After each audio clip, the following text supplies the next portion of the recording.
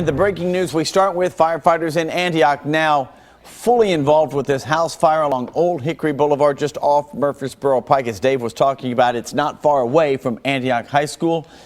And Sky 5 was the first on the scene. The flames, we no longer are seeing those. We are seeing a ton of smoke, and now we're seeing some firefighters dousing it using aerial coverage. It's the first time we have seen the firefighters actually putting water on this house fire since we've been watching it about a half an hour now. We do have a crew on the ground headed to that house fire. We'll get a live update from Kimberly Davis on her way in just a few moments.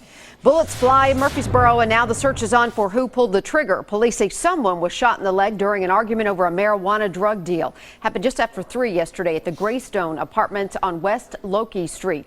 The victim was taken to the hospital. It's unclear right now how serious those injuries might be. So far, no arrests have been made either. If you have any information, call Crime Stoppers 615-893-STOP. We now know the name of the suspected burglar shot and killed while breaking into a home in South Nashville. Police say Francisco Rodriguez kicked in the door of an apartment along Old Hickory Boulevard around 11:30 last night.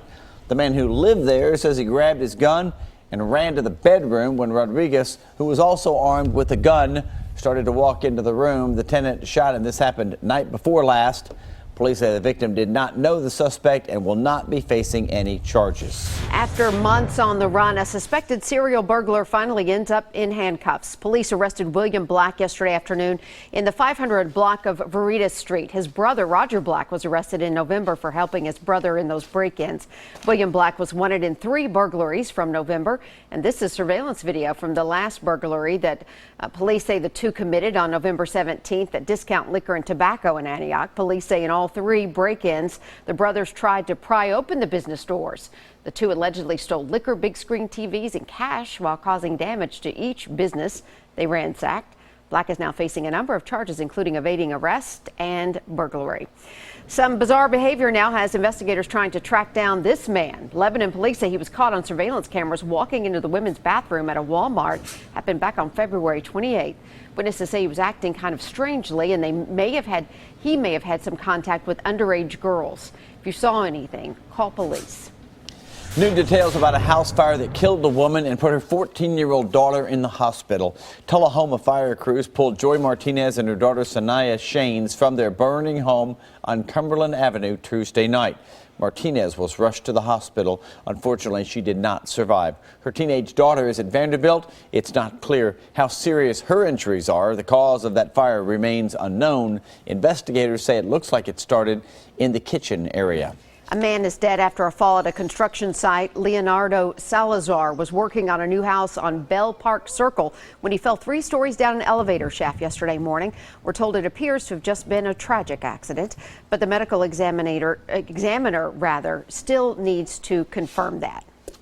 We are learning more now about a fire at a construction site in downtown Nashville. You see it right here. Crews say the construction materials caught fire at 5th Avenue and Church Street yesterday as they're working on that parking garage there. Firefighters quickly extinguished the flames. No word yet what started that blaze or if it's going to delay any of the construction there.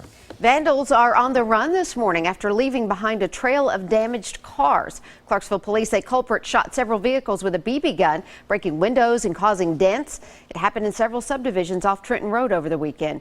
A witness saw an older model gray car speed off afterwards. If you know anything, call Clarksville's Crime Stoppers. All right, despite countless delays, another mid-state school district says it's ready to take the TN Ready tests this morning. Matthew Torres is in studio with us right now. Matthew, printer issues caused some of those schools to push back the testing, and that wasn't the first problem they had. No, it wasn't. Several counties across the mid-state haven't even received the supplies for testing. For instance, Rutherford County is expected to get the booklets through FedEx tomorrow, forcing the school leaders to push the test date back again until next Monday. Meanwhile, school officials in Williamson and Wilson counties say they are good to go administering the TN Ready exams this morning. Both districts were supposed to get the paper exams last week, but only received them this Monday. So what is the holdup? The Department of Education says there was a printing overcapacity. Normally, students would take the exams online, but a major system failure last month, the initial problem, forced school leaders to resort to booklets and push back the test dates. Putnam, Murray, Sumner, and Montgomery counties are supposed to get the tests today.